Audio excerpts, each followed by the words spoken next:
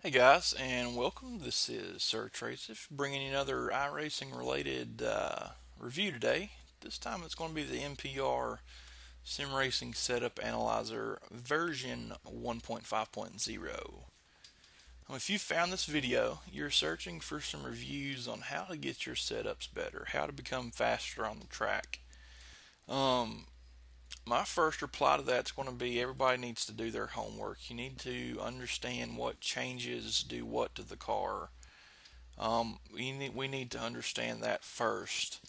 That being said, you're still looking for some help. You're wanting to no longer do the trial and error method. You want to go into you know what's wrong and you want something to fix it.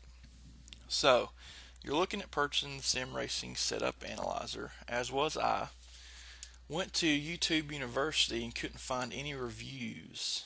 So I'm going to go out on a limb, make a review for it. When you go to MPR's website, they highly recommend you try the analyzer before you have to purchase it. They give you a 14-day trial, which I think is awesome. And then you make a one-time purchase, if I'm not mistaken, and it's $23, $24. Once you have it downloaded, you pull it up, and this is your home screen. You have step 1, step 2, your reference section, and your task. The first thing it wants you to do is you're going to start a new race weekend. When you click on that, you start in, or you write down your race weekend. You can see here I have 5 flags on the late model. That's where we're currently racing at. Once you have your new race weekend set up, your next step is going to be analyzing a setup. Now, before you analyze the setup, you have to go into your iRacing sim and you have to do a test. I test for 10 laps at a time. And when I test, it's going to be 80 to 90% race pace. You don't need to go out here and do a time trial. You don't need to hot lap. You don't, unless you're going to try to build a qualify set. But if you're wanting to find out how your car is going to be in a race setting, you need to run 80 to 90% pace. What that's going to do, that's going to really give you a good feedback on your tires. I like to do a lot of setups based on tire temps. But when you run 80 to 90%, you're not going to overdrive the corners. You're not going to get your snap loose conditions on exit. It's just going to give you a really good baseline for a well-balanced car. Anyway, we've done our 10 laps. We go back into our garage on our iRacing sim. On the right hand side with your tabs, you're going to see the export tab. When you export that, it's going to come up in here. So we're going to go to the top under analysis, and you can see here our setup exports. We'll go to our last one here. That's just our late model from 5 flags at setup number 3. While I'm on this subject, I'll go ahead and give another tip out. Anytime that you're trying to build a good setup, I like to always start from the baseline, because iRacing's baseline is a fairly well balanced car out of the gate. We're going to have to change fuel loads, gear ratios, but statically it's a very balanced car.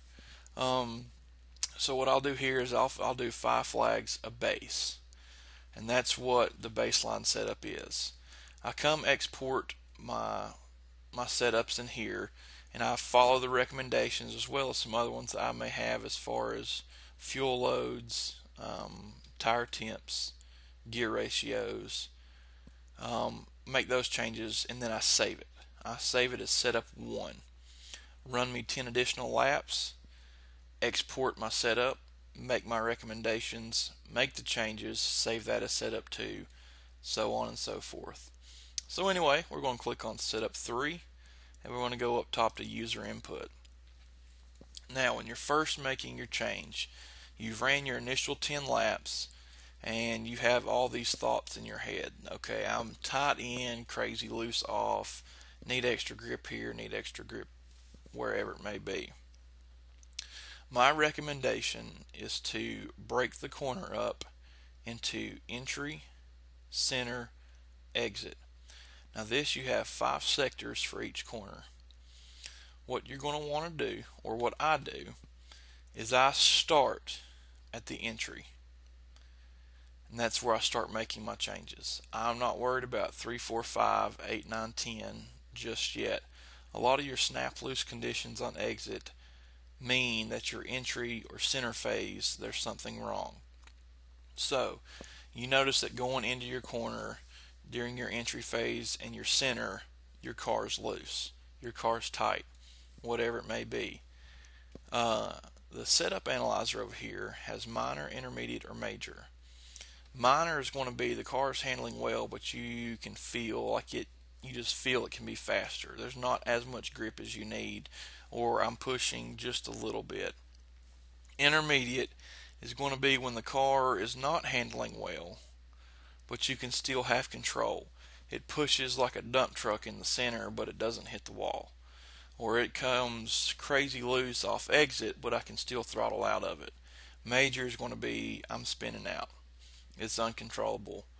The best way I've heard the explanation of loose or tight is loose is when the back end of your car hits the wall, tight is when the front end of your car hits the wall. So you're going to make your adjustments.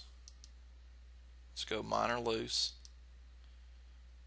and 1 and 6. And you can see here 1 and 6 are related. When you do that, you go up here to your recommendations, and it tells you your overall recommendation is adjust your right front shock bump up.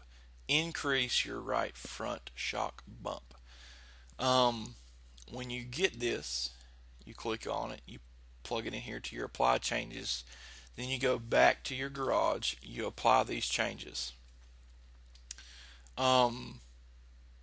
That is pretty much the gist of how this analyzer works. If you would like a more in-depth video, please leave a comment below. I can break down these sections. I try to keep the videos around 10 minutes because I know people are busy. We all have things to do. But if you want another video, anything broken down any further, just leave a comment below. Feel free to subscribe. And thanks everybody for watching. Have a great day.